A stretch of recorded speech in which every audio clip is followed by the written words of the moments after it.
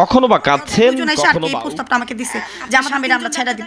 প্রিয় দর্শক, আপনাদেরকে যদি অপার করা হয়, যখন একটা স্ত্রী তার স্বামীকে ধরে নিয়ে যায় পুলিশ প্রশাসন থানায়, যখন ধরে নেওয়া হয়, তখন সেই তার স্ত্রী যদি থানায় ওসি সাহেবের কাছে, সেই অফিসাররা, দায়িত্বগত অফিসাররা, তারা যদি উল্টা বলে যে আপনি আমাদেরকে কিছু দেন, আপনার স্বামীকে ছেড়ে দেই বিনিময়।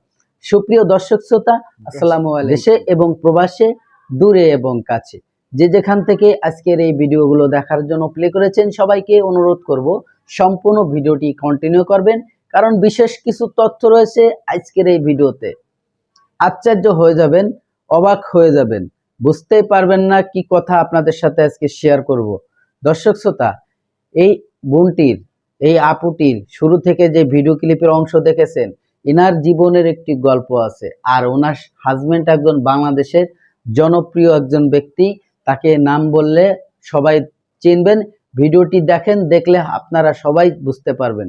ইনার স্বামীকে ধরে নিয়ে গেছিল, যখন ওনার স্ত্রীকে খারাপ কুমন্ত্র দিয়েছিল, যে প্রস্তাব দিছিল যে আপনার আমাদের সাথে এটা করতে হবে, এই প্রস্তাবে সে রাজি ছিল না।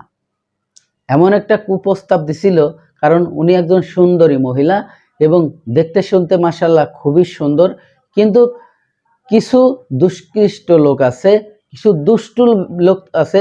এটা সকল শ্রেণীতে হতে পারে, সাধারণ পাবলিকের মধ্যে হতে পারে, কোনো অফিসারের লেভেলেও হতে পারে।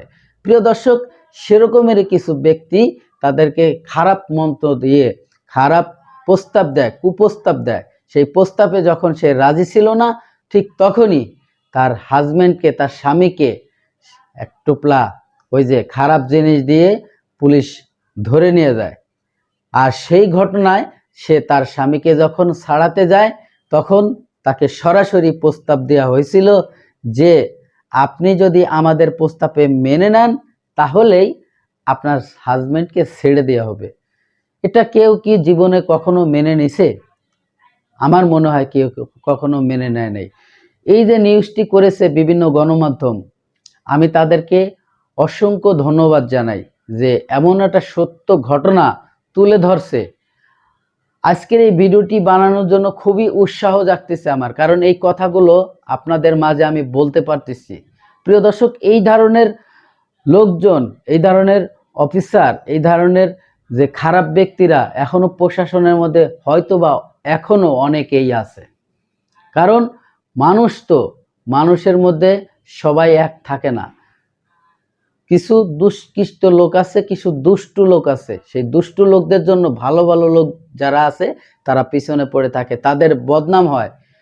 প্রিয় দর্শক, আপনাদের আশেপাশে যদি জানাশোনা এই ধরনের কোনো ঘটনা থাকে, অবশ্যই মিডিয়াতে এটা প্রচার করবেন, কারণ বাংলাদেশ পুলিশ প্রশাসন একটা ভালো জায়গা।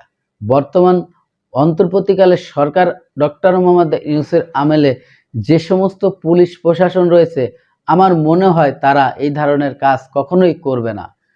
হয়তো এই ঘটনাটি আগেরও হতে পারে। প্রিয় দর্শক, আমি বেশি কথা বাড়াবো না, চলে যাব সেই গুরুত্বপূর্ণ ভিডিওতে।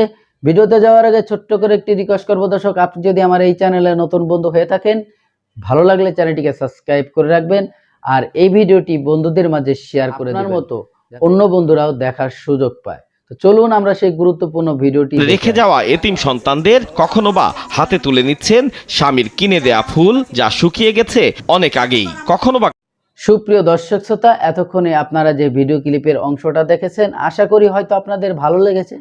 আর যদি ভালো লেগে থাকে, অবশ্যই আপনার মতামত কমেন্ট বক্সে কমেন্ট করে জানাবেন এবং আপনার একটি মূল্যবান লাইক ভিডিওতে দিয়ে দেবেন।